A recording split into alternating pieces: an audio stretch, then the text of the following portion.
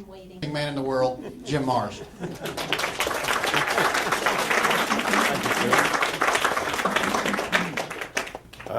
Okay. Oh, good. You've got this thing on. Everybody hear me all right? Yes. Great. Howdy. Howdy.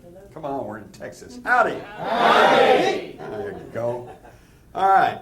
It's a pleasure to be here. Thank you. And I particularly honor each and every one of you for getting away from that idiot box and coming out somewhere to try to find out what's going on. I have been asked over and over and over through the years, will we ever know the truth about the Kennedy assassination? Well, the answer is you already know the truth. It's simply that the media, my media, that I pledged myself to as a journalism student, worked in for 50 years, is no longer there. I trained and committed to be a journalist, but I didn't leave journalism. Journalism left me. There are no more journals. There are only corporate advertising delivery systems. Okay? And I want to tell you one of the absolute worst of them is right here in your little town, the Dallas Morning News.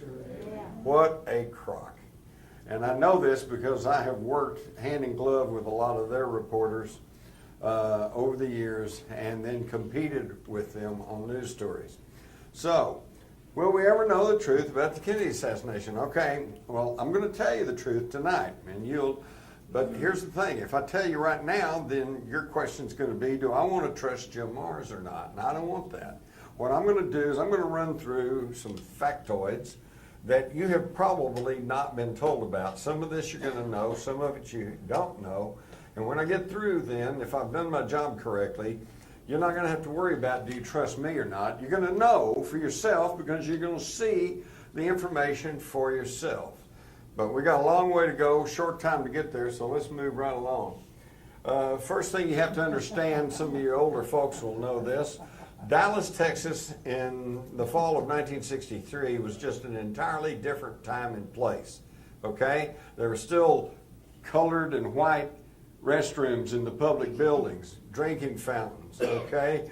If you wanted to be a Dallas cop, it helped if you were a member of the Ku Klux Klan, or at least the John Birch Society. Very right-wing city.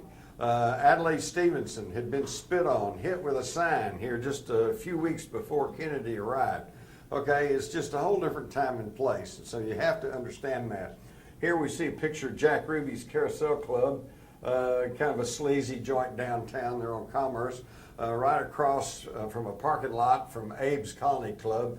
These were what were known as after-hours clubs or brown bottle clubs. There's another thing. I've always used this as a little secret test question for people who said, oh, yeah, I was there. I know all about it. I say, okay, well, look, hey, did you ever go have a martini in the Dolphins Hotel bar? Oh, yeah, I was there lots of times. Well, I know they're lying because, think about it, folks, you couldn't buy a mixed drink in Dallas in 1963. You couldn't buy a Coors beer in Texas in 1963. Okay? Different time and place. Now here, we've got a really shadowy looking character dancing on the stage of Jack Ruby's Carousel Club along with Kathy Kay. This was taken in October of 1963, about a month before the assassination. But the only thing I can tell you for sure is he was not connected to the assassination because that's me.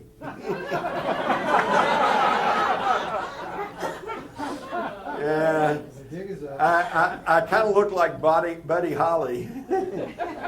And I was a sophomore at North Texas at that time, already on a degree plan for journalism, and I had a couple some roommates that were from Dallas, and we were always arguing over what was better, Dallas or Fort Worth.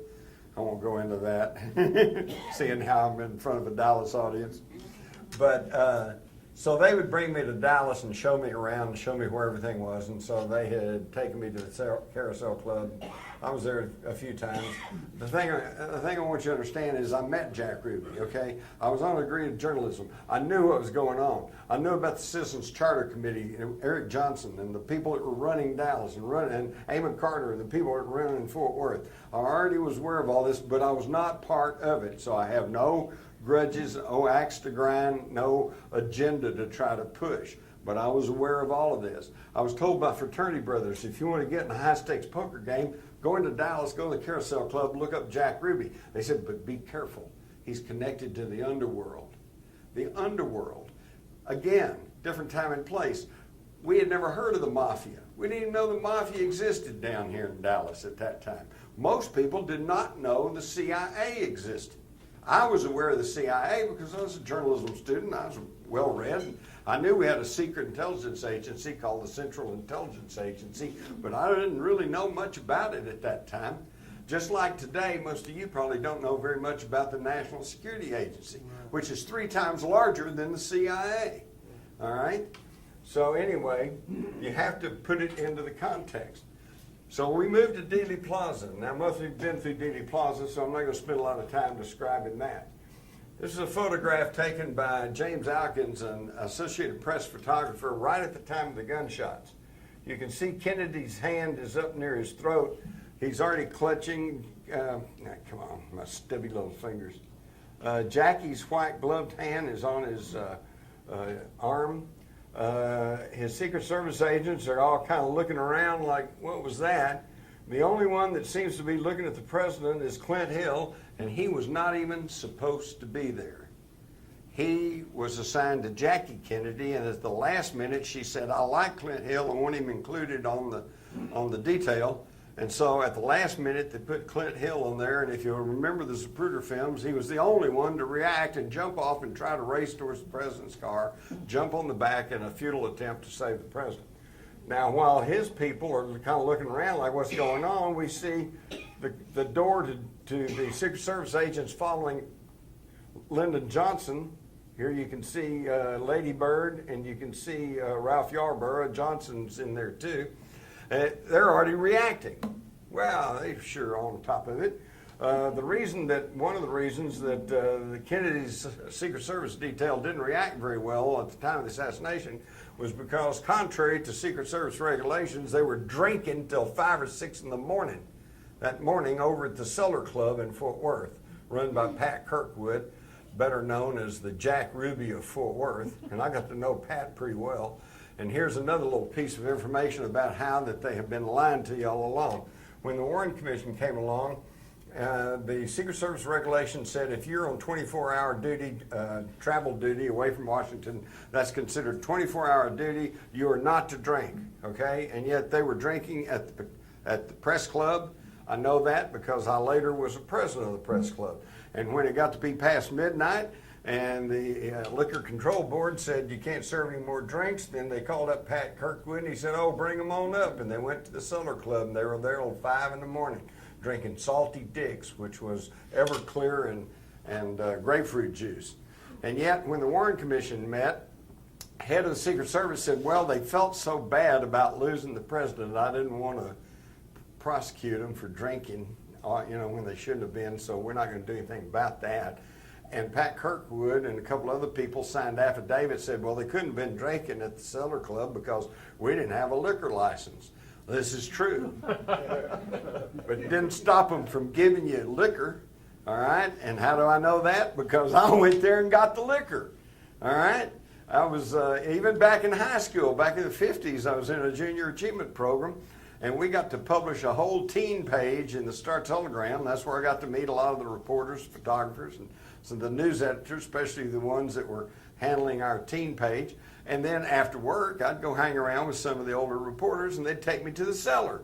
And since Pat Kirkwood knew we were reporters, he didn't care whether it was underage or not. He'd give us the hard liquor too, just like they would to the cops and to the, it was just a corrupt, this is the way it works, okay? And I'm just telling you all the truth so you understand how this works.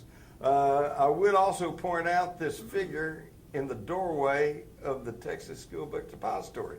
Well, now the shots are being fired, so obviously it can't be Oswald. And by the way, and there's more on this later, but you'll notice that from the 6th floor of the School Book Depository, there's no line of sight through this tree. Now, if you look closely, it's a white guy with a high forehead, a model shirt, and open to the navel, white T-shirt on underneath. Exactly the configuration and the clothing that Lee Harvey Oswald was wearing a couple hours later when he was arrested. Now, the government tries to say that it was Billy Lovelady, and here's a shot of him that day with his big old check shirt and his heavy growth of beard and his shirt buttoned up to the top. But nevertheless, they say, well, that's Billy Lovelady. I won't dwell on this because who knows from a photograph, but just to show you that there is a question. His mother, Marguerite Oswald, always said, that's her son Lee in the doorway. Well, obviously, if he's in the doorway, he can't be on the 6th floor shooting. This photograph was taken by a man named James Powell, who happened to be an Army intelligence agent. We know he was there because he made the mistake of going in the school book depository, and he got trapped when they sealed the building, and he had to show his credentials to get out, and he became part of the official record. Now, you may be asking yourself, what is an Army intelligence agent doing in Dealey Plaza taking pictures of the facade of the Texas School Book Depository prior to the assassination of President Kennedy? It's a damn good question. It's never been answered. Now, here we see a picture I made from that 6th floor window. Here's the floor. It's only a foot up here. The window's only half open. And again, you can see there's an overhead sign. That's where the first shot struck. And you can't get a line of sight because the tree's in the way. Plus, you got these two-inch pipes to the left of the window, making it very difficult for someone to kneel or lie down or try to aim the rifle off down the street. You also notice the Warren Commission published this and said this is what the sniper's nest looked like. And yet the Dallas News published this picture. A man named Studebaker, who was shooting for the government, said as late as Monday following the Friday assassination, he was up there moving the boxes around and taking pictures of them. You cannot count on any of that evidence. Here we see all the immediate witnesses at the time of the shooting as he moves on down the street. I pay particularly attention to this guy holding an umbrella in the normal umbrella position, and this guy perpendicularly to him, standing here with his arm raised. Some of the other pertinent witnesses, Charles Brim, Beverly Oliver, Gene Hill, Mary Mormon, the Newman family, they're all here. Okay, as Kennedy approaches that Stemmons Freeway sign, he's waving. Everything seems to be okay. As he passes behind the sign, you can see the umbrella now has moved halfway up the sign. So the guy with the umbrella who was standing like this is now pumping that umbrella up and down and twirling it, as you can see on the Zapruder film. And the guy in front of him is raising his fist in the air. Well, now, wait a minute. Here they are. And then here they are. You can see that before they get opposite to him, he's just holding the umbrella. And then it goes up and it's twirled. Then, supposedly, they're not even connected to each other, but they go sit next to each other on the curb. And then here in this picture, these are blurry because nobody was thinking of them or taking their picture. They just happened to be in the background. Well, look at this guy. He's packing something. What's he got in his jacket there? And these men, for years, up until the time of the House Select Committee, for about 20 years or so, they just weren't part of the record. That just didn't exist. And if you talked about them, you were a conspiracy theorist. Okay? But then we see as they're sitting on the curb, he's got his hand up to his mouth, and there's an antenna or something sticking out from behind his head. He's talking on a radio. And while everybody else is rushing up the grassy knoll where they thought the shots had come from, the dark-complected guy goes strolling off, sticking that radio back in his pants. Okay, now who are these guys? Oh, well, we didn't know. The House Committee came along, and they finally identified the umbrella man as a man named Louis Stephen Whitt. And yet you just saw the pictures of what the umbrella man was doing. He was standing there holding the umbrella. We know from the Zapruder film, when Kennedy got parallel to him, he pumped it up and down and twirled it, and then he went and sat on the curb, okay? According to his testimony, he sat on the grass the whole time, opened the umbrella and held it out in front of him and never even saw Kennedy go by. All right, and then someone on the committee said, well, maybe he did that to heckle Kennedy because it reminded Kennedy of Neville Chamberlain, who carried an umbrella and caved into the Nazis before World War II. Flint Hill, the only one to react, jumps on the curb. Meanwhile, you see the Newman family laid down. They said the shots came from up behind them. Emmett Hudson, who is right here, the groundskeepers for that end of the plaza, said the shots came from up behind him where the police patrols were, although there were no policemen stationed in that area. Jean Hill said she saw somebody fire from behind that fence. Now this has been misconstrued, misstated too. You've been told that Jackie Kennedy was trying to escape the car. You've been told that Jackie Kennedy crawled out to help Clint Hill get in the car. None of this is true. In her own testimony, which was classified, not known to the public for 15 years, and fully supported by the testimony of a doctor and a nurse at Parkland, we find out she crawled on the rear deck of the car, braces herself with her left hand, reaches out with her right hand and picks up a piece of the president's head. Turns around, crawls right back into the car under her own power. She still had it clutched in her hand at Parkland Hospital, and when one of the doctors came by, quite pathetically, she said, "Here, will this help?" and offered him this piece of skull, which he took. Now, why do they want to confuse that very dramatic scene? Because if you know there was a piece of his head that was blown to the rear deck of the car, that's indicative of a shot from the right front. Now they say, well, it couldn't have been a shot from behind the grassy knoll, even though people reported seeing a puff of white smoke come off the grassy knoll, but we know modern rifles don't smoke. Well, yes, they do. Number one, they smoke. Number two, if they've been recently oiled, they certainly smoke. At the time of the House Committee, I was there when they were firing 6.5 rifles from morning till noon, and every time they fired, I could see a puff of smoke come up. And here in this photograph, where'd it go? Okay. Taken by an NBC photographer, you can plainly see the white smoke drifting off the grassy knoll, even as Kennedy's car is entering the triple underpass. Okay? And of course, everyone rushed towards the grassy knoll because everybody in that end of the plaza said that's where the shots came from. Here they go. Behind that fence, it was just a nightmare. There was no crowd control. Everybody rushed back there. They were all stomping all around. The 15 railroad workers on the triple underpass all said the shots came from over to their left, behind the fence on the grassy knoll. And when they rushed around there to see what was going on, they said they found muddy footprints and cigarette butts, as though somebody had been standing behind that picket fence for a while. In this story by one of the few good reporters that Dallas had, which was Earl Goltz, we find that several people, including Dallas police, reported encountering men with Secret Service identification. And yet there were no Secret Service agents stationed in Dealey Plaza. They were all either riding in the motorcade or already at the trademark where he was going to make a noon talk.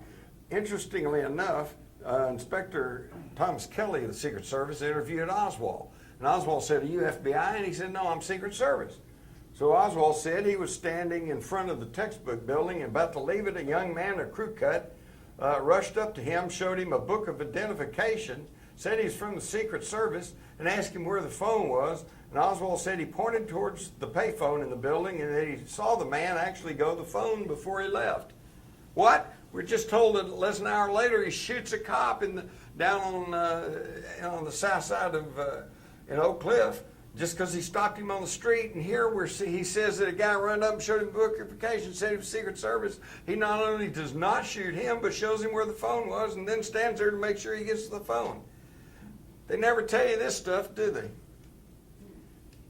So, we're now seeing all this modern stuff. You're going to be inundated from now on until November the 22nd with books and TV specials and reminiscences.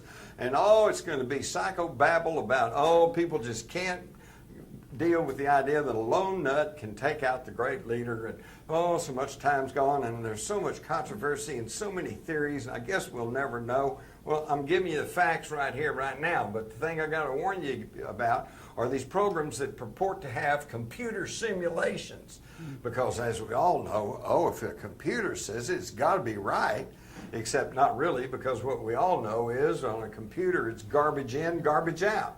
A computer can only tell you what you put into it. What am I talking about? Well, here's my computer simulation. Went through the tree, hit the side, bounced off, hit him in the throat. A little entrance wound right there, just like all the Dallas doctors said. Okay, well now that sounds silly, but let me point out that years ago I met with Bob West, the county surveyor of Dallas County, and his associate Chester Bruneman. They were hired by Time Life to do the survey work in Dealey Plaza on Monday following the assassination. They said at the end of that work, they, along with the Secret Service agents they were working with and Time Life people, said there's no way one person could have done this assassination. Later, in the spring of '64, Bob West and Brenneman were hired by the Warren Commission, again to survey Dealey Plaza. Chester Brenneman allowed me to copy their original plat map, and here it is. And you notice that they made a notation here saying this area hid behind a tree for any shot from the depository as of this date, May '64. It also shows the area of a bullet shot on the curb on the south side of Elm Street. That's never been accounted for. And here, it's kind of off the picture here, but there's yellow marks on the curb. You can still, if you go down Dealey Plaza today, go on the south side of Elm, go along, look very closely, you can still see the faint traces of this yellow paint that was there. There's a little 2-foot stripe here, and you go down about 10 feet, and there's another 2-foot stripe. And on the Zapruder film, if you watch closely, you can actually see the bright yellow flash by as they go by. Now, it's only these 2 little spotches. Okay, it's not the whole curb, which doesn't make any sense. If you're going to paint the curb in yellow, you know, be careful, or red, no parking, you paint the whole curb. Now here's just these 2 little spots, and what happened right in between those spots? The fatal headshot. These probably were markers for the assassins. In fact, while you're at that, the whole idea is to catch him in a crossfire. All right, because if you're a lone assassin, you're in the 6th floor of the school book depository, your shot would be when Kennedy is coming toward you on Houston Street and you have a stationary target. Or you could have waited until he turned 6 floors below you on a very tight 120-degree turn, and you could choke the rifle out and hit him on the head. Been quite effective. But no, we're told that this assassin on the 6th floor waited until he turned and was moving downhill laterally away from him with a tree intervening in the line of sight before he finally took a shot. Makes no sense, but it makes sense if you're talking about a triangulation of fire, standard sniper ambush technology. So this map, thank you. This map that Chester Brenneman allowed me to copy was reproduced in the Warren Commission. You'll find it in the volumes. All of these notations are deleted.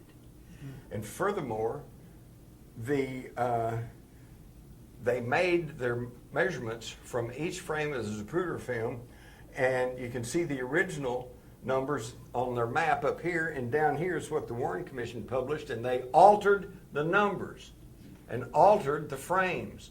Now what this means, folks, is that every computer simulation that has used the Warren Commission numbers are invalid because they're not using the correct numbers. And on a computer simulation, and particularly in survey work, if you're off a fraction of an inch up here, by the time you get 30 yards off, you could be, you know, hundreds of feet different.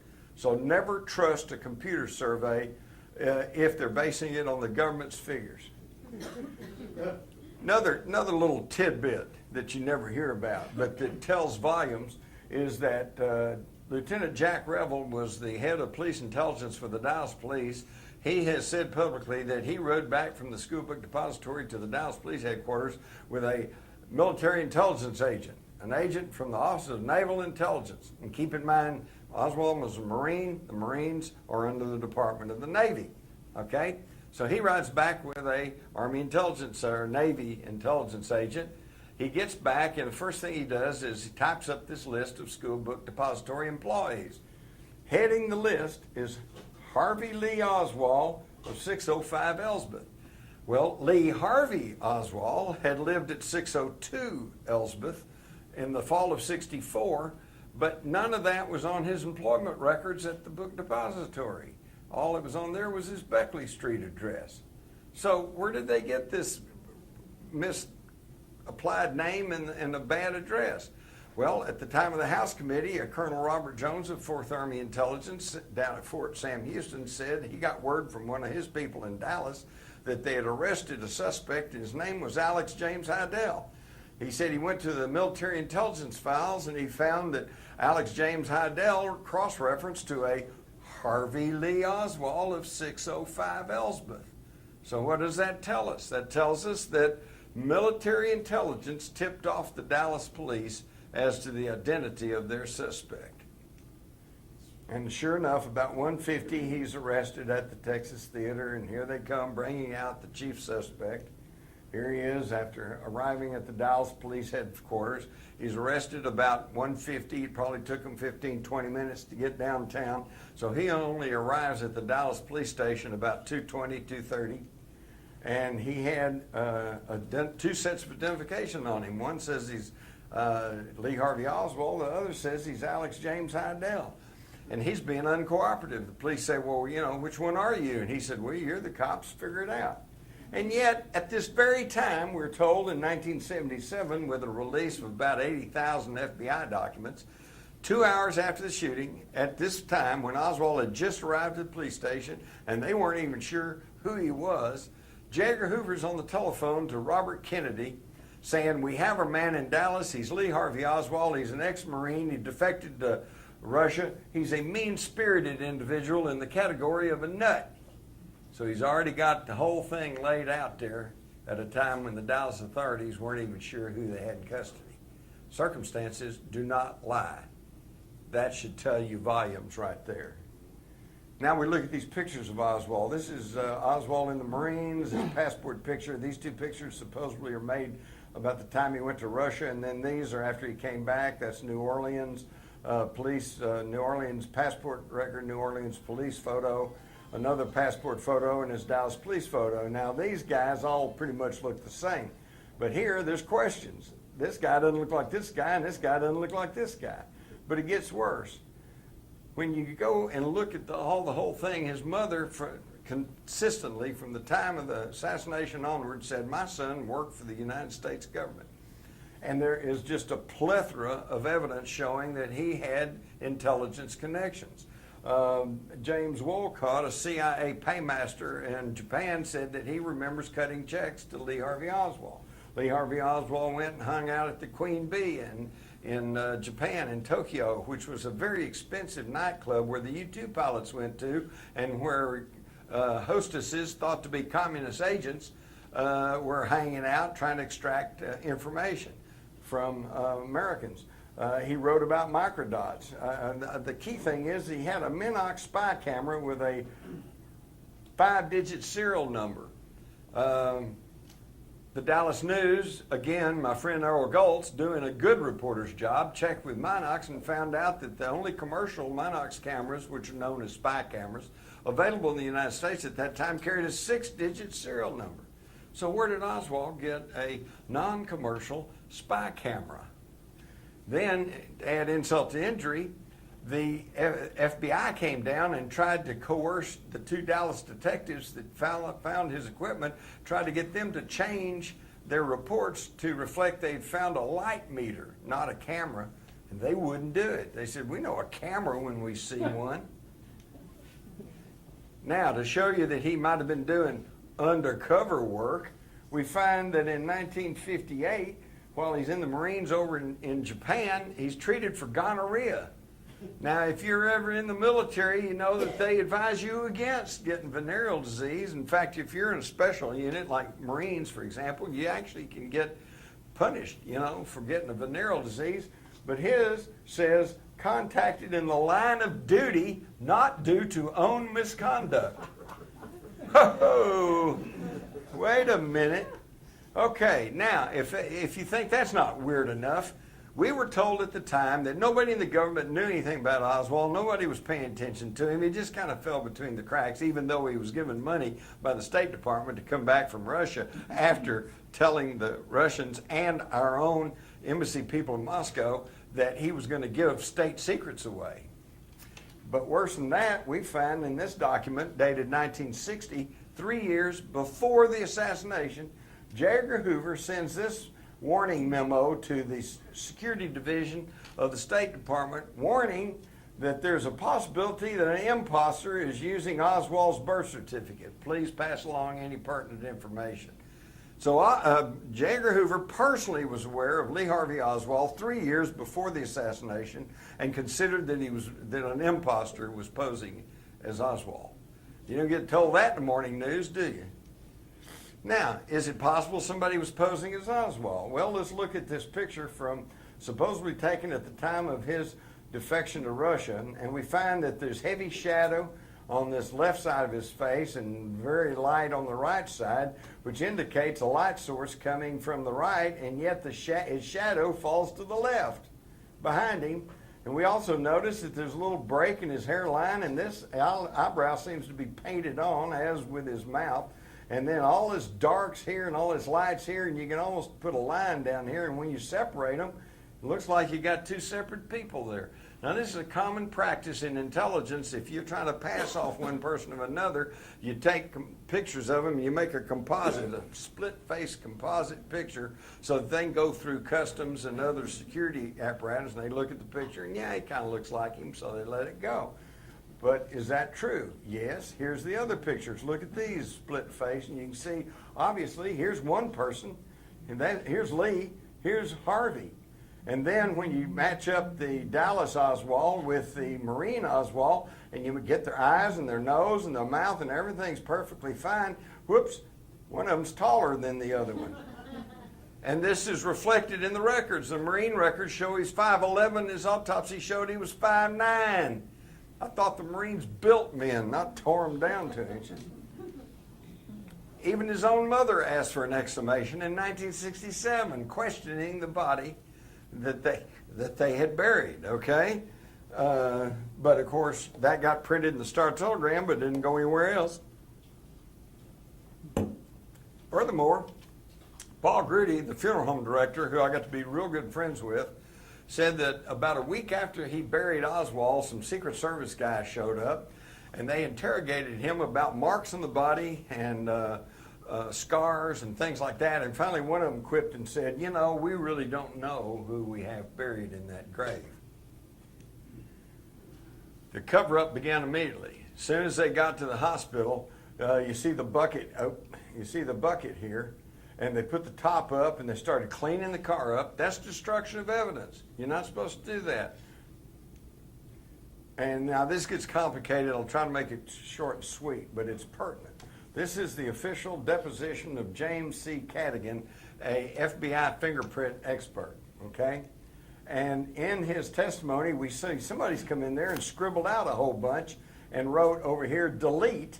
And then, in response to this question, do you have any idea why 820 was not reprocessed or desilvered? He says, no, this is a latent fingerprint matter. They just wrote that in, okay? Well, sure enough, when the Warren Commission published their thing, Cadogan, they asked Cadogan, why wasn't 820 reprocessed or desilvered? And he said, no, this is a latent fingerprint matter.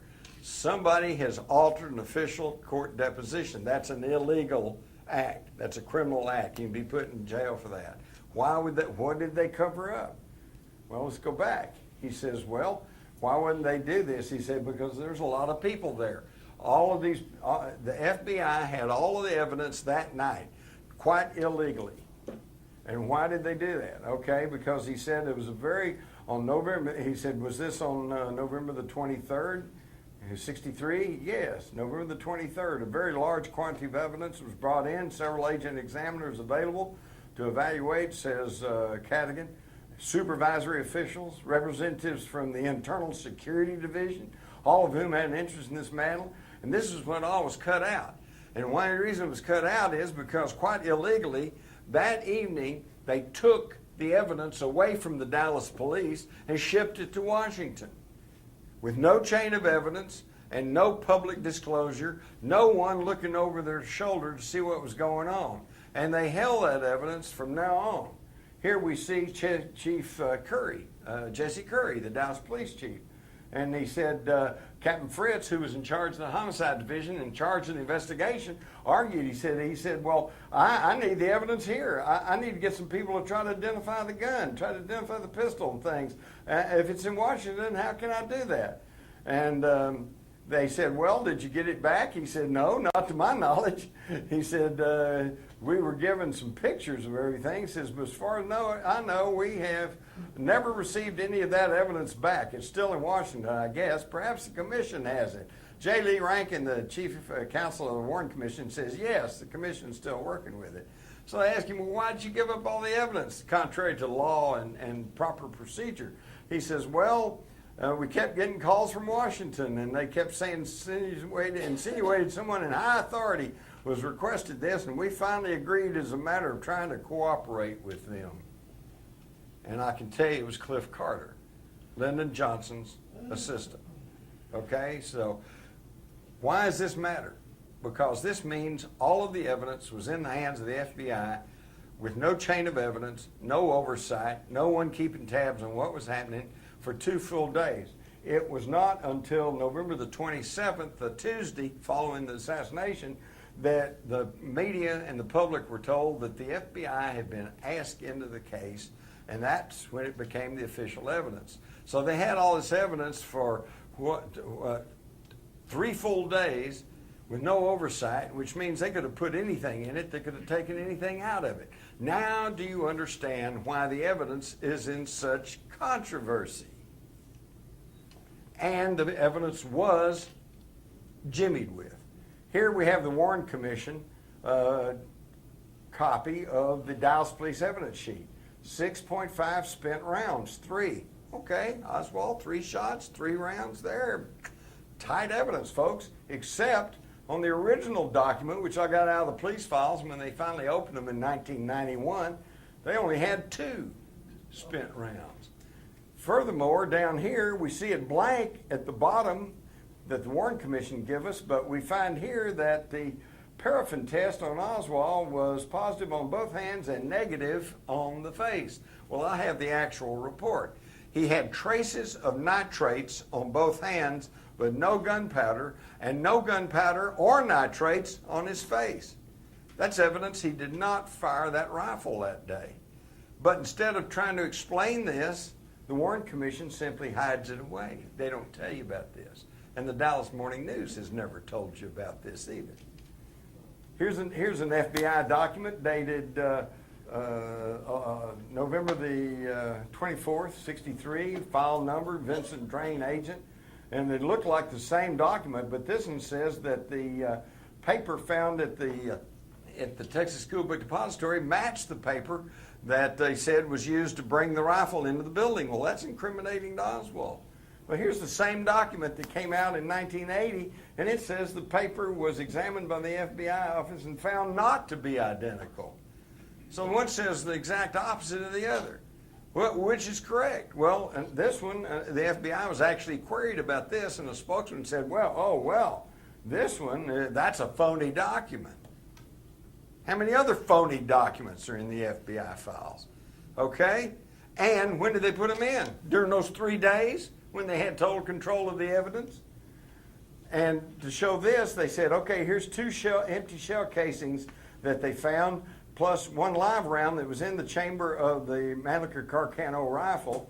And you notice they all have this little anomalous dent on the shoulder of the cartridge that they said was a peculiarity of Oswald's rifle. Well, later, this 3rd cartridge shows up, and it does not have the dent, indicating it had never been chambered in the Oswald rifle. They said a Dallas policeman carried this around in his pocket for a few days, and, he kind of forgot it was evidence, and so belatedly he turned it in. Give me a break. And now for the rifle, which the scope cost more than the rifle. The rifle was sold in batches of 2, big batches for $2.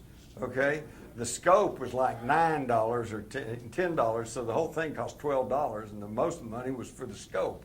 It was that bad a rifle. Now the key thing is that everybody thinks, well, Oswald was a marksman, and he used that war rifle. Well, wait a minute. Any of y'all been in the military? All right, then you know the 3 categories when you go to the firing range. The lowest one is marksman. Right. The next one's sharpshooter. The top one is expert. I know, because when I was in the Army, I fired expert. I got me a pass to New York. All right. Well, I had to. I was from Texas. And he only made marksman on his final test by 2 points. barely made marks in the lowest of the categories, and that was a real shameful event for a Marine.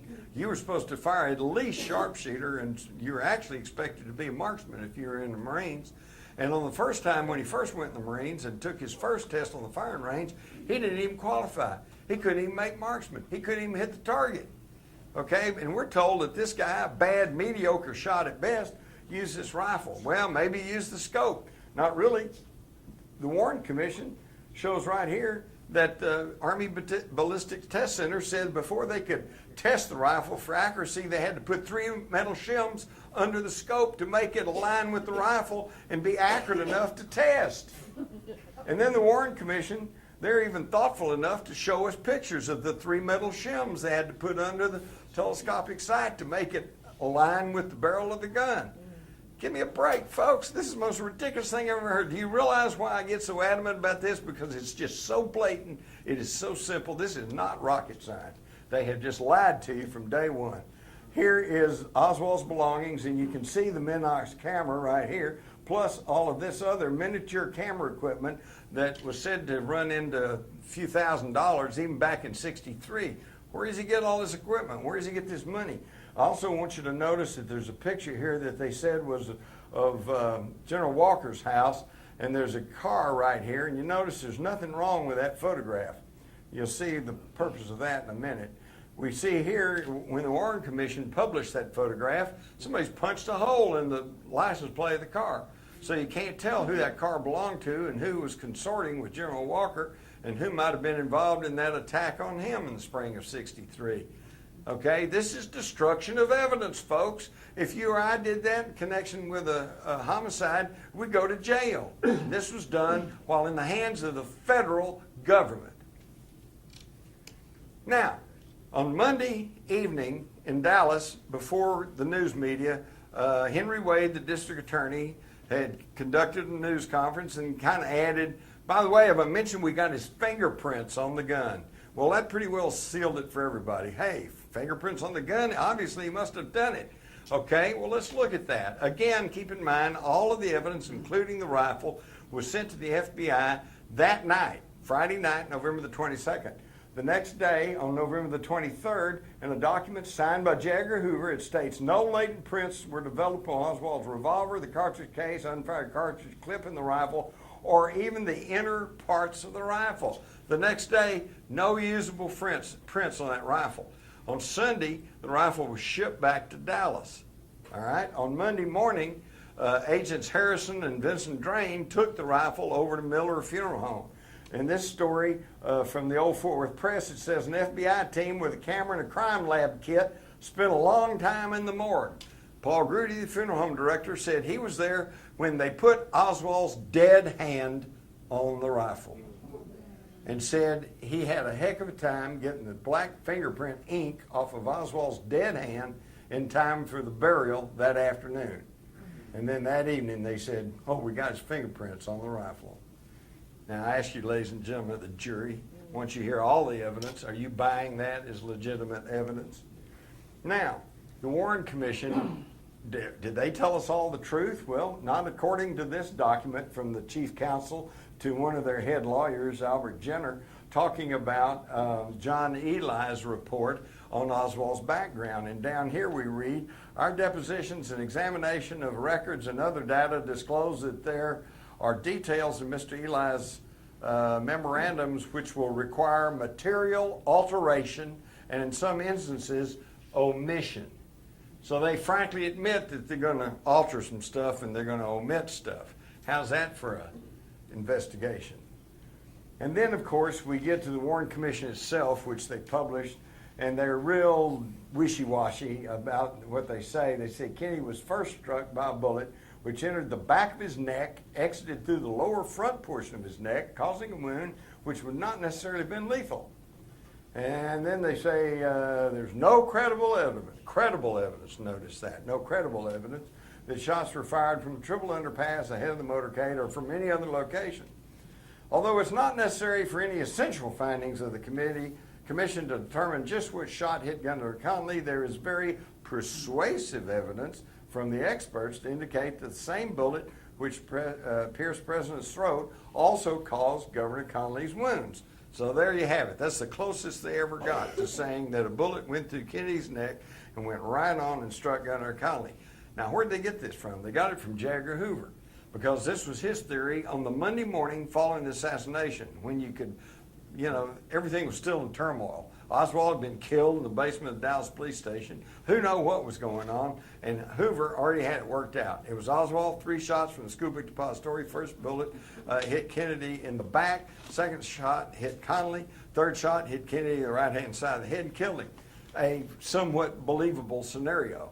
The problem was they got messed up because of a man named Jim Tague. Jim Tague had stopped his car at the triple underpass, got out, was standing there trying to watch what was going on. A bullet hit near his feet down near the triple underpass, threw up bits of metal and concrete and nicked him on the cheek, and bloodied his cheek. And a Dallas police sheriff wrote that in a report. A Dallas policeman also wrote that a bystander had been wounded. So Jim Tague knew he had something important to tell because he was the 3rd man wounded in Dealey Plaza.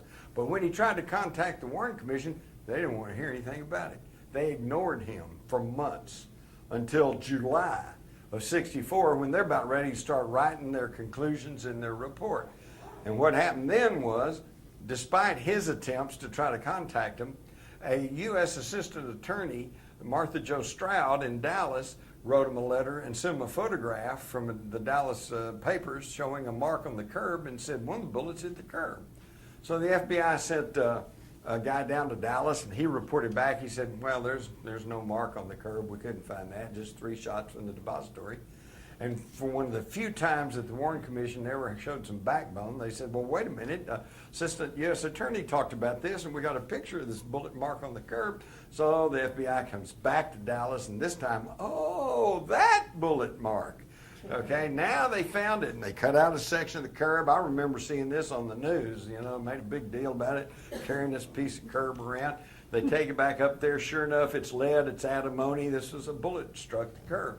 Oops, now they got a problem, because now instead of 3 shots in 6 seconds, they're going to have to count for 4 shots in 6 seconds, and you cannot do it. So Arlen Specter, who you may recall from his Anita Hill grandstanding, as a young lawyer, decides that, okay, what happened was Kennedy was shot through the neck, it didn't hit any bone, and that bullet went right on and hit Connolly and shattered his 5th rib, and and then shattered his right wrist bone, and then ended up his left leg, and it was all just that one shot. So the scenario changed to first shot went through Kennedy and Connolly, second shot missed and nicked Tabe, third shot hit Kennedy in the right-hand side of the head and killed him.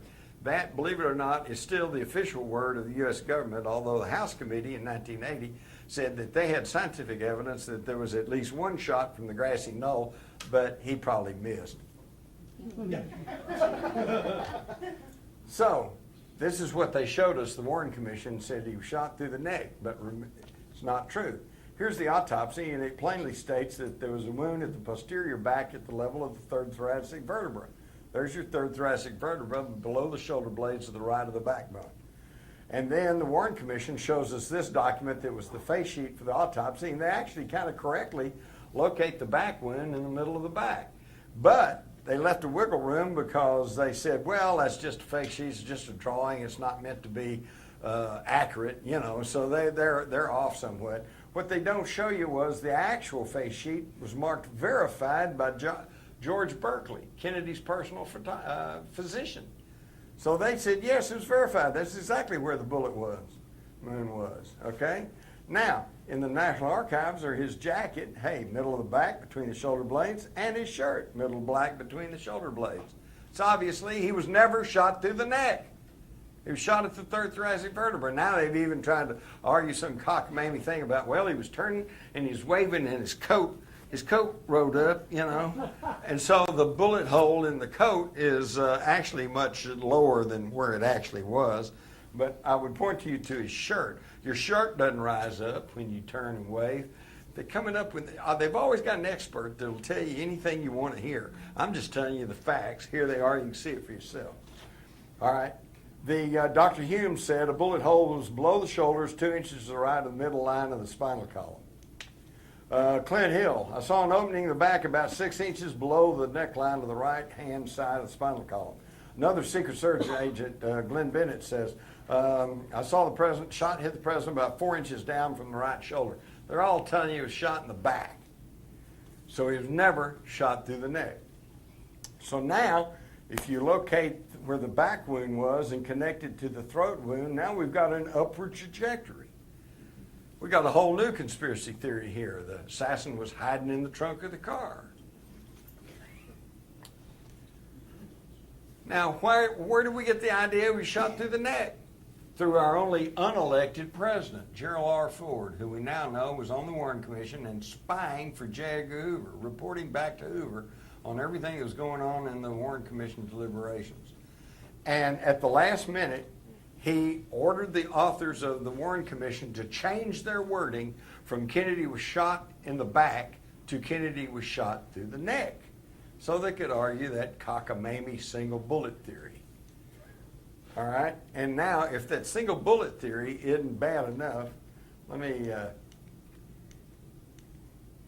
single bullet theory says that 60 feet in the air comes a shot, strikes him at the third thoracic vertebra, doesn't hit any bone, but somehow courses upwards, exited out the Adam's apple, the neck and front, somehow twisted midair, comes back down, strikes Connolly in the back, shatters his fifth rib, exits out the right front of his chest, enters his anterior side of his right wrist, shatters that wrist bone, and then ends up in his left thigh.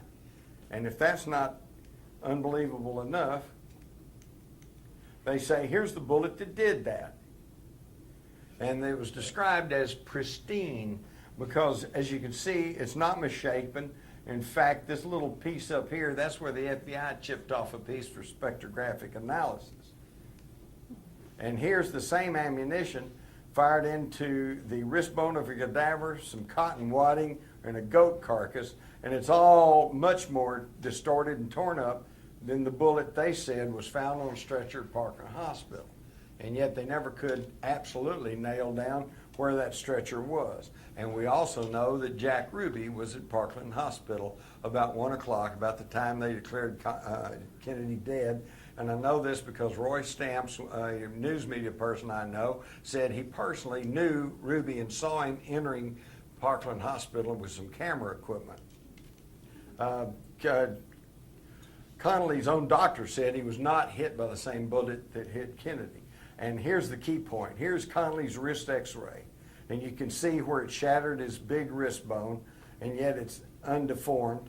But it also shows that there are pieces of metal bullet still in Connolly's arm when they buried him that is missing from the bullet the government tells you caused the wound. They're lying to you.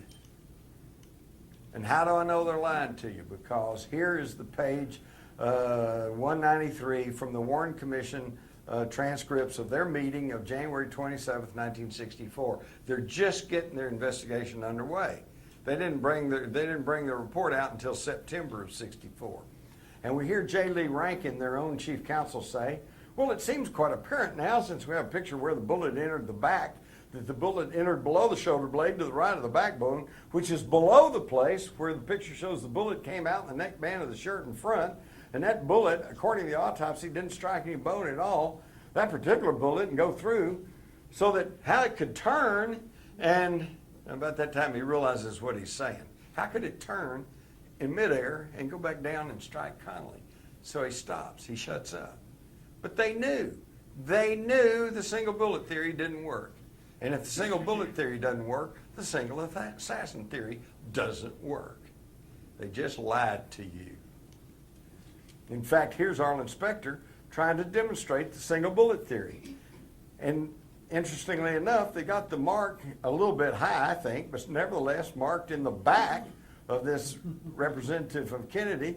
And to make the thing go through his neck and go on to strike Connolly, he's got to hold that straight edge about 6 inches above the guy's right shoulder. It just doesn't work, and yet they're still trying to sell you that cockamamie story. There was not even any brain present at that time, but about a week later, oops, they had a brain. Now, all of this is happening at the level of the federal government. All the doctors and nurses at Parkland said he had a huge gaping wound in the right rear portion of his head. That's an exit wound. And yet when they showed us this drawing early on, they said, no, it's okay, and here's the bullet hole right here where the bullet entered in the back of the head. And yet when Humes was shown, the autopsy doctor was shown that picture, he said, well, I don't know what that is. He said, but I never saw anything like that.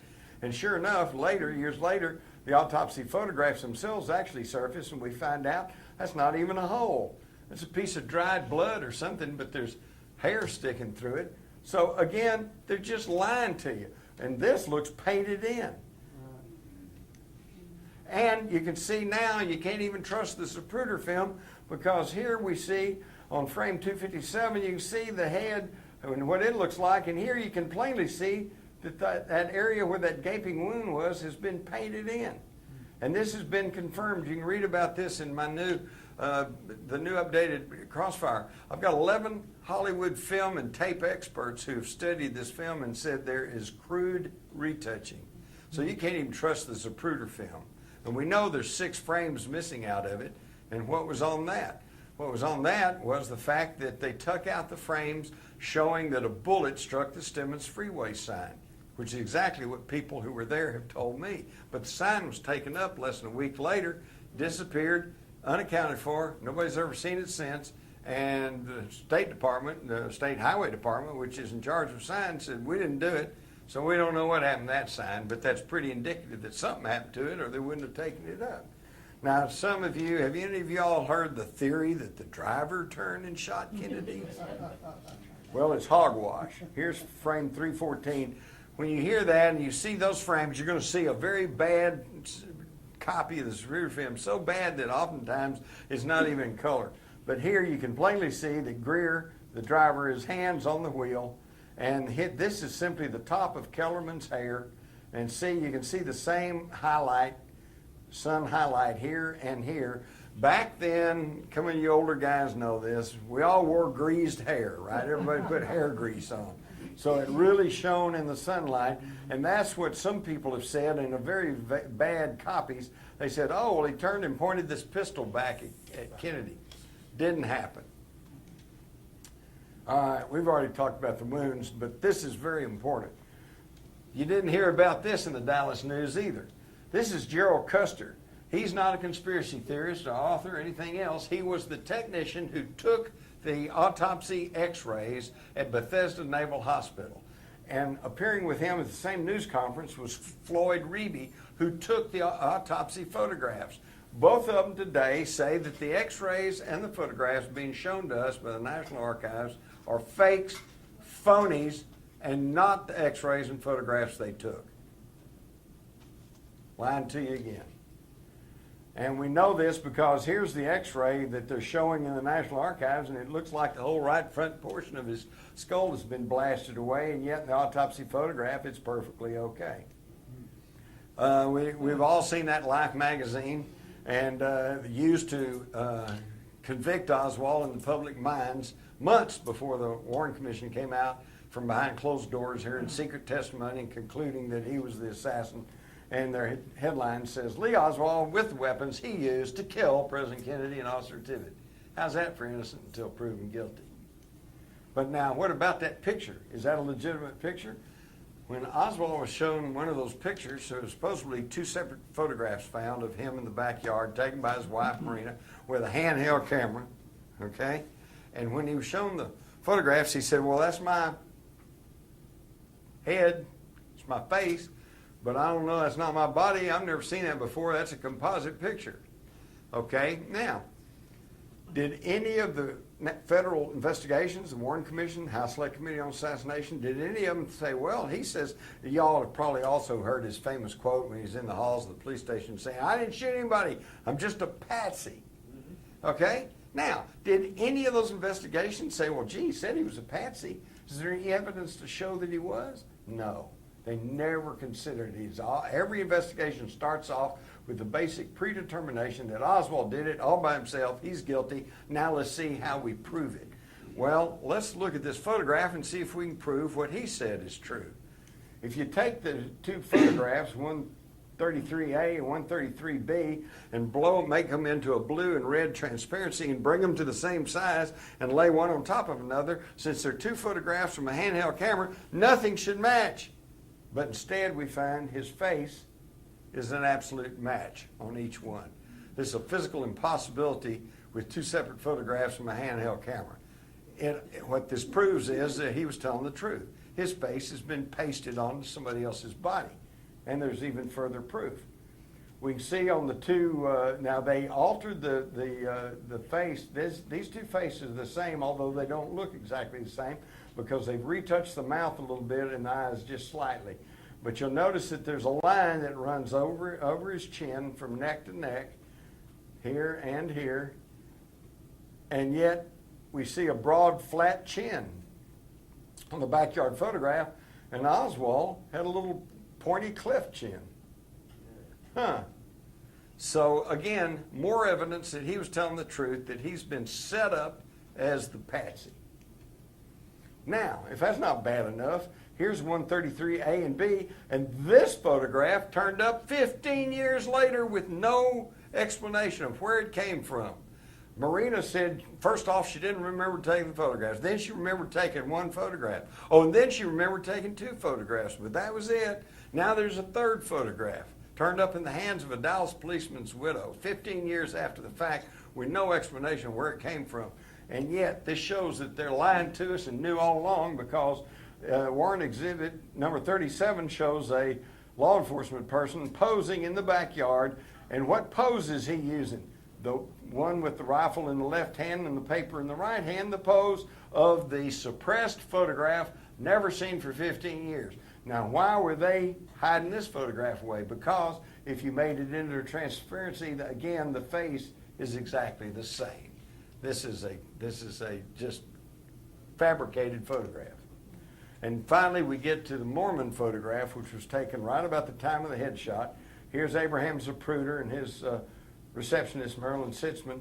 This big thumbprint's on here because some of you guys remember those Polaroid cameras. You had to take the little fixer and rub the fixer over there to fix the photograph, and in their excitement, Mary Moreland didn't do that, and so somebody came along and put a thumbprint on it. But you see the pertinent points. It also shows that right up here behind this fence, behind this wall, we've got this figure right here. This is what has come to be known as the badge man. This is the grassy knoll gunman. Here's his hairline. There's his left ear, his two eyes. I was showing this to the medical examiners, investigators in Tarrant County, and they said, yeah, it looks like he's wearing shooter's glasses. There's his neck and his shoulder. He's got his arm coming up here, and his other arm, I've blown this up, his other arm's out like that. So that's a classic rifle firing position. He's got a semicircular patch on a dark shirt and a bright object on his chest, which by computer analysis is shown to be metal, the exact configuration of a Dallas police uniform. Okay, and here you can see it again. Now, this is not retouched, this is not photoshopped, it is simply a blow-up of the background of this Mary Moreland photograph. There is the grassy knoll gunman. Now, if this is any other case, and I tried to tell you there's nobody up there, and you know that we got a photograph, we got the majority of witnesses, we've got two sets of acoustical scientists saying with a 98% probability that shot came from behind the picket fence, et cetera, et cetera. If I try to tell you there's nobody up there, then I'm really a conspiracy theorist. I'm telling you this is the truth, and that's the guy who shot Kennedy and hit him right here in the temple area and blew out the right rear portion of his head as he sagged slightly to his left. Why would they want to get rid of Kennedy? Because he was messing with the status quo. The thing that Regina has such an interest in is the fact that in June of '63, he issued $4.2 billion in interest-free Treasury notes. Now, here, this is Series 1963, United States note. This is based on silver that we still hold in the Treasury under some laws passed in the 30s. And there's no real, that $5 bill is not going to buy you anything much more than what a Federal Reserve $5 bill is going to buy you. But the difference is we have to pay interest on the Federal Reserve notes, we don't have to pay interest to the United States notes. And I find it really ironic that whose face is on these 63 United States notes? Abraham Lincoln, the second president in the history of the United States to issue interest-free money. Lincoln said it's the greatest advantage of the government to be able to print its own money. So to fund the war between the states, he printed greenbacks. Okay, he didn't have to pay money to the international bankers. Kennedy bypassed them in '63 by issuing these treasury notes, treasury bills, United States notes. And folks, I don't think it was just some sort of coincidence that both of those presidents were shot in the head in public. That's what happens when you mess with those bankers. In fact, the very first assassination attempt of a leader in the United States was Andrew Jackson, who was trying to break up the central bank and get those international bankers out of our business. Also, Kennedy, as you may recall, forced the steel manufacturers to roll back their unwarranted price increases, and he was prosecuting, he and his brother, prosecuting organized crime as never before since, had tried to put a stop to the secret war against Castro that was going on, had signed accords with Russia, signed the nuclear test ban treaty, which has probably saved all our lives. If they had continued with the above ground nuclear testing, we might all be dead by now. Back in the 50s, when they were totally unaware of the long-term dangers of radiation, I remember seeing the newsreels of where they'd set off a bomb in the New Mexico desert, and they'd march our troops up to within about 500 yards of it, put them in a foxhole and say, don't look at it, all right? And don't think that we didn't have lots of little bombs, and don't think, and I'm getting ahead of myself, but for those of you interested in 9/11, you hear about the possibility of nukes being used, and you go, well, because we keep thinking of a nuke like we think of the picture of Little Boy that they dropped on Hiroshima, and it's this great big thing. Hey, I remember in the 50s seeing the newsreels, we had atomic cannons that were nuclear shells, fire them 9 miles, and they'd set off an atomic explosion. That's an artillery shell, but that big, that's in the 50s. So the idea that they got something down about this size, that's not so far out.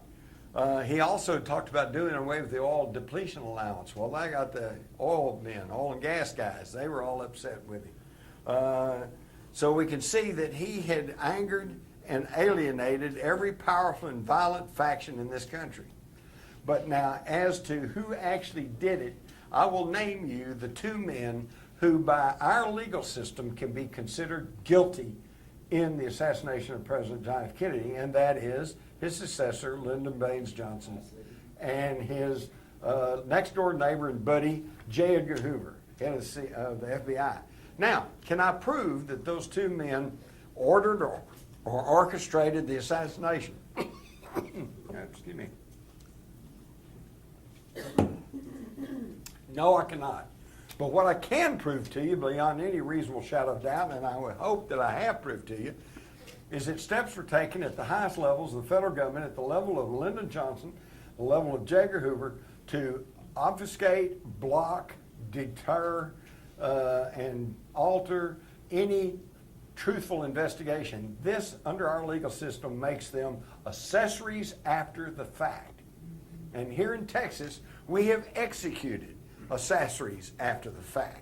That the facts of the case show they didn't pull the trigger, but they were there, they knew about it, they helped hide the gun, they helped run the man the getaway car or whatever, and they get executed because under the law they are as guilty as the person who pulled the trigger. In this case, those 2 men are as guilty as whoever pulled the trigger. And we could go in now, everybody's going to say, well, you know, we could go on, we could be here for weeks talking about the Kennedy assassination. But what I have just shown you, hopefully, is enough to show you that it was covered up at the level of the federal government. Why? Here's, I think, is the big one. On October the 11th, Kennedy, through George Bundy, signed this action memorandum, National Security Action Memorandum 263, in which he said he approved the military recommendations contained in the McNamara-Taylor report, which stated things look better in Vietnam. I think we can pull out by the end of 1965. He approved of that. Then he said directed that no formal announcement be made of the implementation of plans to withdraw 1,000 military advisors by the end of 1963. He was starting to disengage from Vietnam, okay? But then, on Monday, following the Friday assassination, Johnson issues National Security Action Memorandum 273, and although he starts off saying over here that the objectives of the United States with respect to withdrawal of the U.S. military personnel remain as stated in the White House memorandums. Yeah, it says that there, but over here it says programs of military and economic assistance should be maintained at such levels that their magnitude and effectiveness in the eyes of the Vietnam government, it does not fall below the levels sustained by the United States at the time of the Diem government. The Diem brothers were overthrown on October the 1st, 63, so this kind of roundabout says don't drop the military levels below that. That effectively stopped the pullout order, okay? Then they go on to talk about the plausibility of denial, draw up plans against Laos, widening the war, bombing the North. This is when the Vietnam War got underway. We only had military advisors in at the time of the Kennedy assassination. After the phony baloney Gulf of Tonkin incident in August of 64, Johnson, going along with this memorandum, sent in the Marines, ground combat troops, and we really got going on Vietnam. Now here's the one you're going to love. I got a copy of the draft of Johnson's 273 out of the Johnson Museum, Johnson Library down in Austin, and this draft was drawn up on November the 21st, 1963, the day before Kennedy was killed. So the day before Kennedy was killed, they're already drawing up plans to stop his pullout order and to set us on a full-blown war course in Southeast Asia. Now, unfortunately, this area was a big benefactor of this change in policy. LTV, Texas Instruments, General Dynamics, Bell Helicopter. We did pretty good here during the Vietnam War, and that's why you're not going to find too many people around here at that time who were too upset that Kennedy got killed. In fact, if you want to hear it in a nutshell, Senator Ralph Yarborough, who I interviewed pretty extensively on more than one occasion, said that as he rode in that motorcade with Lyndon Johnson down through the corridors of Main Street in downtown Dallas, he said they were 12 and 14 deep on each side of the sidewalks, cheering and smiling and waving, and they were truly happy to see President Kennedy. He said, but when he looked up in those big office buildings, he didn't see one smile. Kennedy had alienated himself from the rich and powerful and from the status quo, and the status quo struck back. How many of y'all have seen an interview with Evelyn Lincoln? You haven't, have you? Evelyn Lincoln was Kennedy's personal secretary, and she was with him day and night, right at his elbow. If anybody knew what was going on with Kennedy, she did. And I have this letter from her from 1994. She says, as far as the assassination is concerned, it's my belief that there was a conspiracy because there were those who disliked him and felt the only way to get rid of him was to assassinate him. These 5 conspirators, in my opinion, were Lyndon Johnson, J. Edgar Hoover, the Mafia, the CIA, and the Cubans in Florida. Pretty sharp, Evelyn. Now you see why you never saw an interview with her on national TV or interviewed the Dallas Morning News. So it's a classic example of who will guard the guards. As Fletcher Prouty told me, the way to understand the assassination is not who could have killed him. Anybody could have killed him. Mafia assassins, KGB agents, rogue CIA people, anti-Castro, you know. The trick is who could strip away his normal security and who could cover up the facts of the assassination. This was in-house. This was what transformed a Texas homicide, because there were no laws about assassinating the president at a federal level at that time. This is what transformed a Texas homicide into a national coup d'etat, a palace revolt. And that's why they're still trying to cover it up. They're still trying to act like it didn't happen, but now you know the truth. Or as John J. McCloy, who served on the Warren Commission, stated, it is of paramount importance to show the world that America is not a banana republic where a government can be changed by conspiracy. But folks, I hate to be the one to say this, but the truth is we're just another banana republic. And you can read all of this plus so much more in my new book, the updated, expanded Crossfire, and I thank you for your time.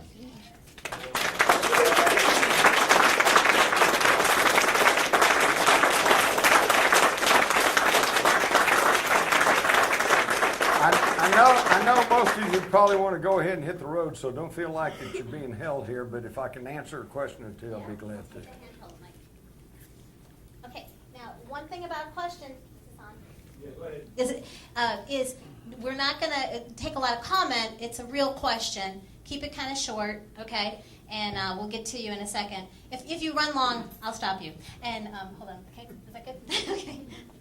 Let's see. The moving microphone. Yes, sir.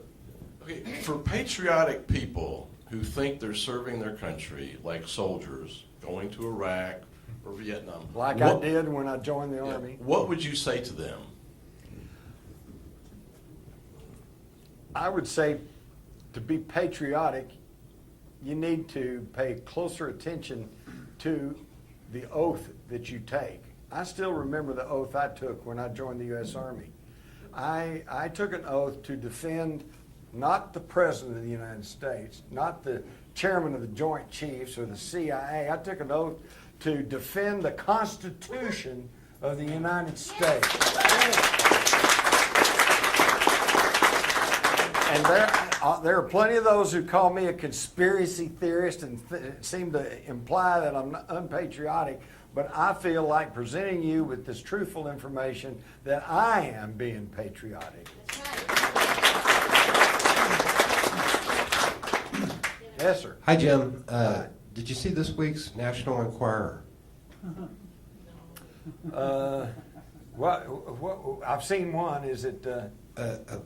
Anthony Summers, I believe, has written a book Yeah. and has named the assassin.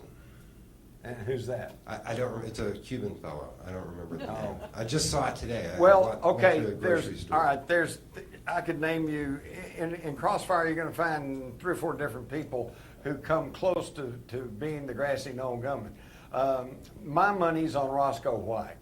Although James Files seems like a pretty good contender too. Loy Factor's another one. You can read all this in my book. We could go on and on about that. My point is this: it does not matter. Who cares who pulled the trigger? Anybody could have, including the lone nut. The question is who put them up to it, who paid for it, and who covered it up. And I just explained that to you. Yeah. Yeah. Real quick question here. About 20 years ago, I was wandering around Traders Village, and a guy out of the blue asked if I'd ever heard about the Kennedy assassination, shows me a newspaper, Dallas Morning News, I believe it was, that about 2 or 3 days later, he had found a 6.5 millimeter cartridge underneath the triple overpass. Now, you mentioned today that there were some Union Railroad workers that were in that same area. Had they mentioned anything about hearing shots from under the triple overpass? Not from under the. It also might explain where that third cartridge came from, because he, after he talked to the newspaper people, got his picture taken with the cartridge, he turned it over to the police. Right, and this, let me point this out. This, I hear this all the time. Well, if it was a big conspiracy, where's all the evidence? They took it up, okay? They grabbed everything. I can recall in the summer of '64 here locally on Channel 8, Channel 11, Channel 4, and the Dallas News, Dallas Times-Herald, they're still running ads from the FBI saying if you have films or pictures from Denny Plaza, please turn it in so we can use this as evidence. Back to your thing, most people are patriotic, so they turn it all in. Do they ever get it back? No. So, now I personally suspect that somewhere, because every few years somebody accidentally comes forward and they've got some tape or they've got a picture that they took. My wife took a picture of Kennedy and Jackie going down Harry Hines, so thousands of pictures. There's probably evidence somewhere, and it'll keep coming out, but every time they take it up.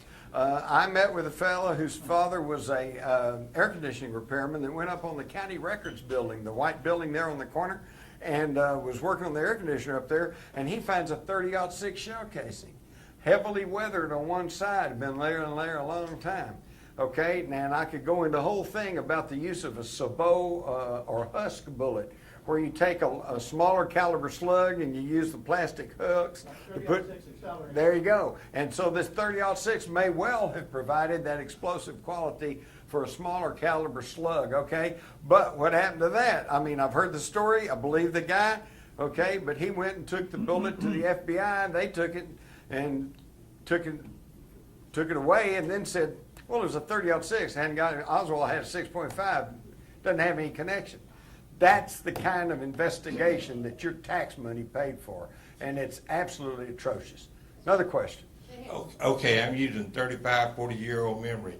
On a talk show one night, a man was pushing his book and telling his story about Lyndon Johnson, in which he claimed that he could come up with as many as 300 people who conveniently died around Lyndon Johnson. Comment. Yeah, well, that's maybe 150 more than I could come up with right now, all right? But there was more than 100, and the thing is, I'm not going to try to tell you they all were killed, but I guarantee you the odds are absolutely astronomical that number of people who had direct knowledge of the assassination would be dead within just a few years period. You'll find that covered in my new book too, and they've tried to argue those numbers, and yet the people very much more expert than me says it's a question of where does coincidence end and conspiracy begin. But I know I talked one time to an old mafia character, and he said that there were teams going around taking people out. The one I love was James Worrell, who told the FBI that he saw several people running out the back of the school book depository right after the shooting. And then he ended up being one of those fatalities. I talked to a friend of his, and they said he was a motorcyclist, okay, and he was a big, rough and tumble guy. Well, they found him and his girlfriend on a road outside of Dallas with the motorcycle up on the kickstand, and he and the girlfriend lying on the ground with their necks broken, and they ruled it a one motorcycle accident. So think about that one a minute. The guy tumps his motorcycle, breaks his neck, gets up, put the motorcycle back on the kickstand, lays back down and dies. Yeah, right. Yeah, right. Maybe part of that same question. If nobody's still alive today to be indicted for any issues that were happening back then, what's the issue, and why don't they want the truth to come out? Is it just embarrassment, or are there any people out there that could be indicted? Yeah, I think so. George Herbert Walker Bush is still alive. Woohoo! Yeah. There's still some people that could be indicted, but the thing is, too many people of the people are dead, but their families are still alive. One of the reasons now you're beginning to hear Lyndon Johnson's name thrown around quite freely, but you didn't up until a few years ago when Lady Bird died. She still had tremendous power, and I'm just stupid enough, and a local guy, I'm just tell you what I know to be true.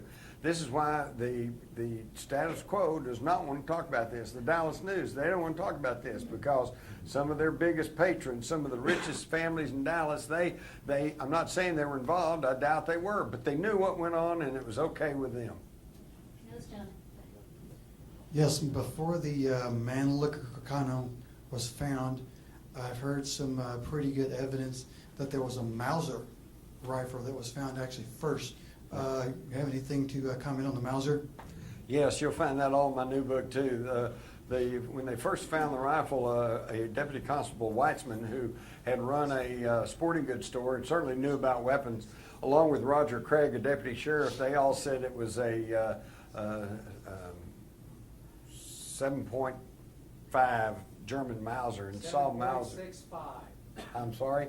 7.65. That's right. I keep thinking about the 8mm, 7.92, but it's 7.65.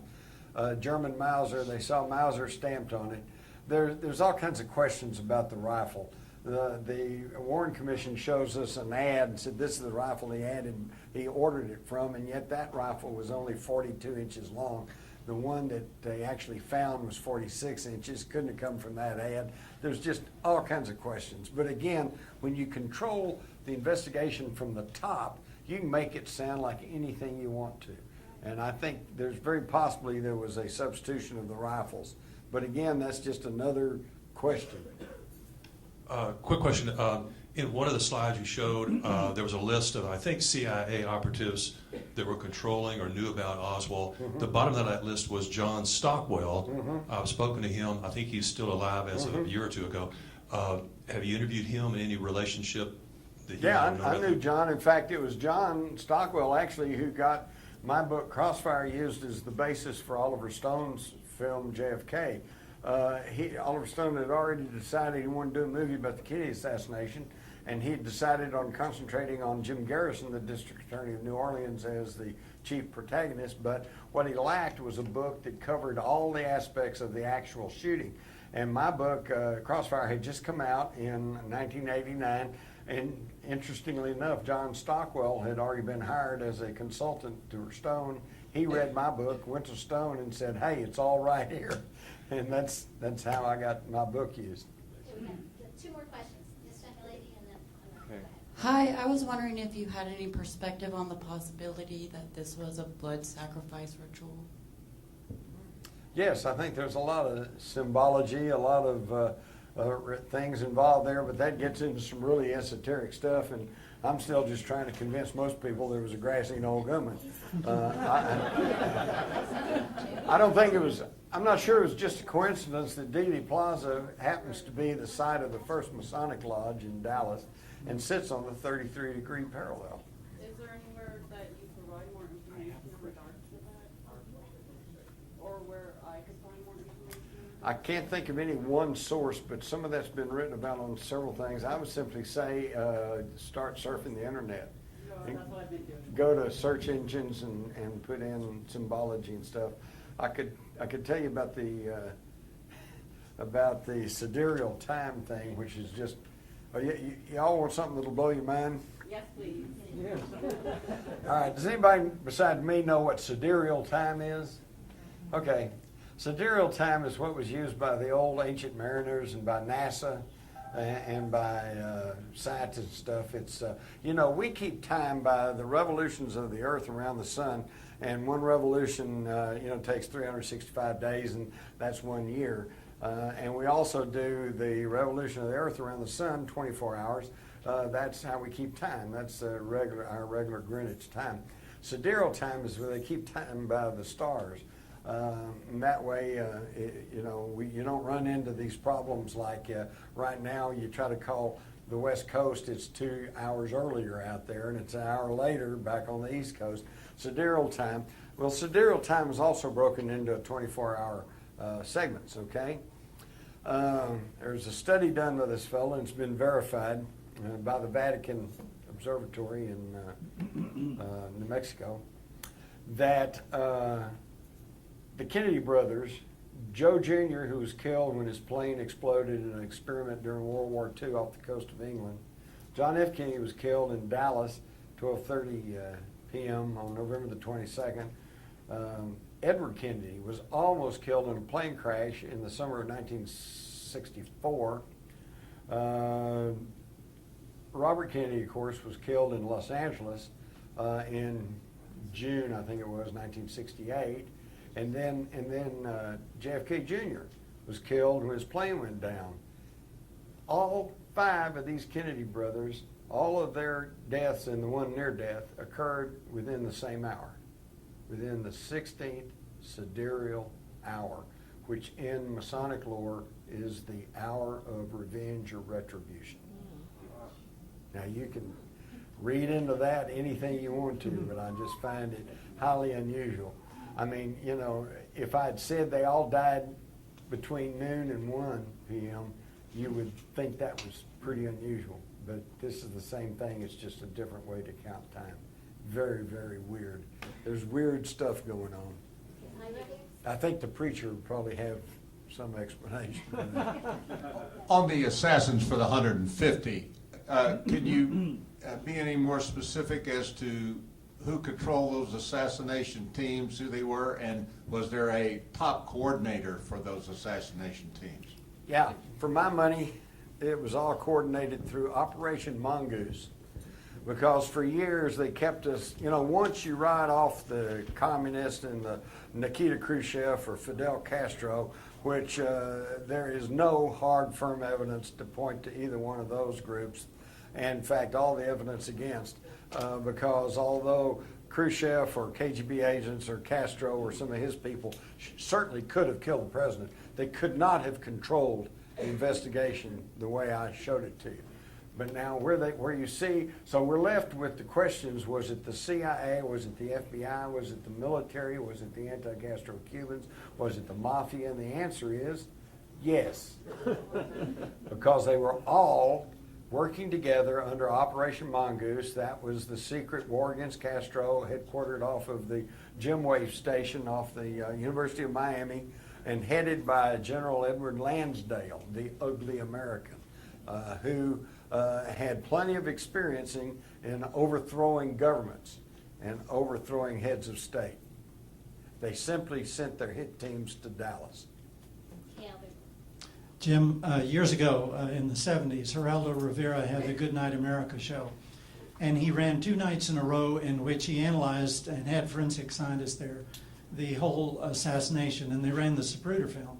The first anomaly that I noticed, I was sitting with a friend, was that coming from the upper part of Kennedy's neck, going slightly upwards, was this instantaneous mist that blew away in the wind. Then he clutched his throat. And I bolted out of my chair and I said to my friend, "Did you see that? The first shot came from lower than he is in front of him, which had to be the storm sewer opening." And so the next day, she didn't see that. They played it again, and then she saw it in the second time. I called up people all during the day to tell them about this the next day. The next day, that mist was removed from the version of the film that Rivera had. I drove down there the next day, and there were 2 storm sewer openings, and the one closest to the overpass was just perfect for a pistol shot. Years later, I picked up a friend. I was actually helping a client at the courthouse, and we were going out to lunch, and I told him this. And I said, now, we were going down Elm Street. I said, now, here's the first opening, and here's, wait a minute, the second storm opening, a drain has been removed. Mm-hmm. A lamp post has been put over where the manhole cover was, and it looks like old concrete. It was beautifully done. Yep. And a friend of mine who was a sergeant on the tax squad of the police department, I talked to him about it, and he said, well, they told us that they removed that just to quell speculation that a shot might have come from there.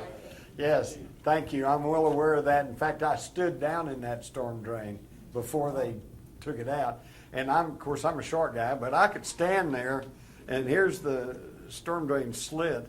And, Kennedy is 6 foot away, leaning over the right-hand side of the limousine. And that's a 6-foot shot. You could do that with a pistol, And I could go on and on. I've had some people tell me that they saw the gunman in the sewer, but see, that sounds so weird. And Penn Jones tried to tell people that back in the 60s, and they just vilified him. Oh, he talks about a man in the sewer. So I'll let that go, but I'm not writing that off. We're going to get one more question here, but I want to leave enough time because Jim has a table in the back with some books to sell. You'll probably sign them and stuff like that, yes, and some other books. And also, we're going to be going to get some dinner over at 2 Rows. Sounds good? Take you out to dinner? Okay. So anybody that wants to go to 2 Rows, it's right in the same parking lot here. It's a grill, American grill type food. You can come join us. We got an area saved for us. So just want to put that on there. One more real important thing, and we'll get to your question, sir, is that, again, these DVDs are available of this presentation tonight for $10, okay? And they're at the back. We talked at one of the Johns. They also have the DVD ready from the Line in the Sand in San Antonio, okay? So, and it's actually so much footage, it's on 2 DVDs. So you get 2 circle DVDs, but it's $10 because it's one event. So, and other things too. Oh, and there's a contribution vase back there too that says Activists for Truth contribution. I wrote it in the program. You know, any amount helps, guys. So, okay, now we're going to get to the very last question. And then you get to sit Very down, last and you did a question, great right. job. I can't believe you can remember all that stuff. You're amazing. Well, I'm like Homer Simpson. Every time I learn something new, I forget something. So. I don't know. You're awesome. I think you're awesome. Okay. Did you see me read Bill O'Reilly's book, Killing Kennedy? On the microphone, please. No. Did you happen to read Bill O'Reilly's book, Killing Kennedy? No. Okay. I threw it in the trash can. Okay.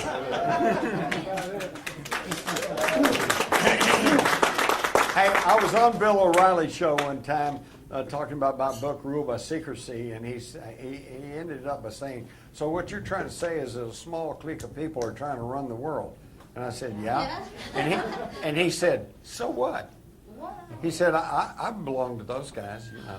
Yeah, I'm not no, surprised. sorry. Yeah. I have no regard for him or most of those people. In fact, I am ashamed for my own profession.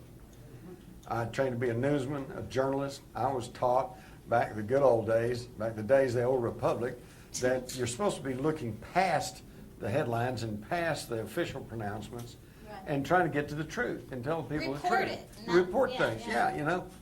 It's not happening anymore.